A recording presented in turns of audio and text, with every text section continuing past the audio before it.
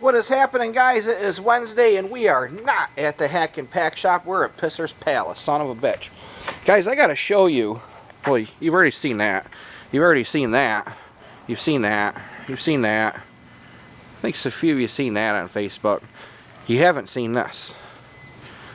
This is a 1980 Bradley GT2, I think. I think it's a GT2.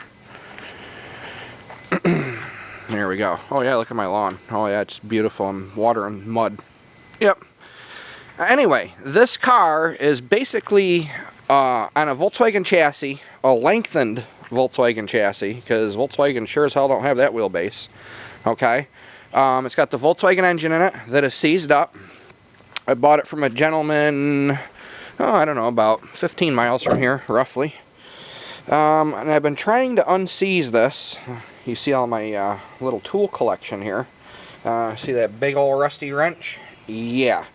Now, is what I did. The carburetor, let's see here. See all the crap? That crap? It's been falling out of there. Alright, so that's why this bag is over this. Basically, what I did is I took some Deep Creep, filled that carburetor right up, held the butterfly open. I did get this to unfree. This was all seized up too. I mean, the thing works like brand new now. Filled it full of Deep Creep, but I'm just kind of letting Deep Creep run down, and I believe it's running into the forward cylinder on the left-hand side of the engine. Okay? Which I believe is probably the one that's seized up. I took my little camera, my little scope camera, and stuck it in the cylinder walls, or in the spark plug holes, and to look at the cylinders. And of course, they're all rustier than rusty. So I filled those full of Deep Creep too. Is what I did is I took this little tube here, stuck this tube in the spark plug hole, then the other end, right over that nozzle, and filled it. Of course, the stuff started to ooze out. Blew in it with my mouth, blew it right down into the cylinder, and kept doing that about 6-7 times per cylinder. So there is some Deep Creep floating around in there, at least on the bottom of the cylinders, because the cylinders in this car do run horizontally. Okay, for you guys that don't know, they're not vertical up and down pistons like most vehicles. So, what I did, put the car in first gear. I've been yanking on this back bumper, yanking it back and forth with no spark plugs in it, hoping maybe it'll semi kind of help it free up. I'm thinking, no, I'm going to have to pull the engine out of this car. Alright, so let's look at a little more here. Gullwing doors. Pretty cool feature.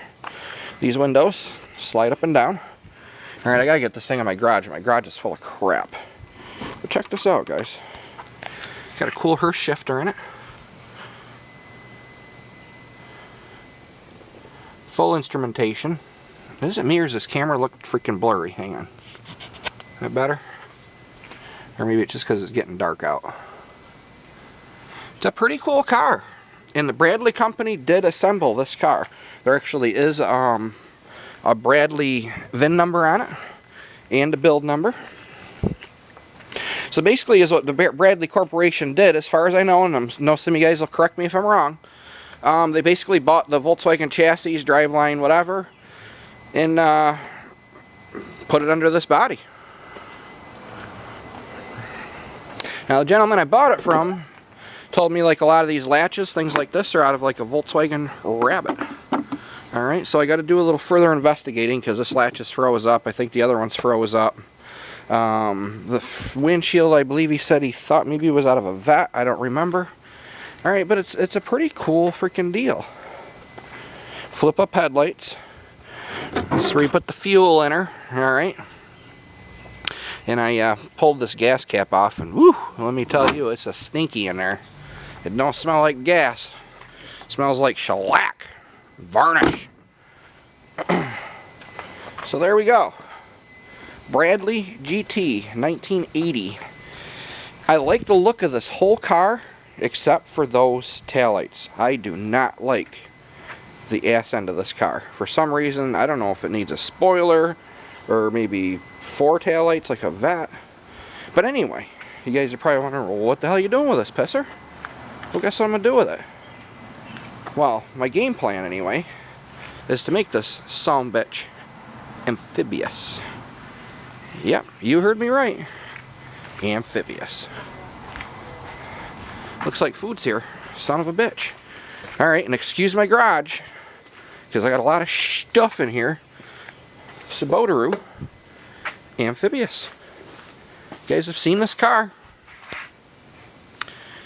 For you guys that haven't seen it, go back into some earlier videos on this channel. You will see it in action in the water. And right now, it's a storage unit. Son of a bitch. It's even registered as a boat.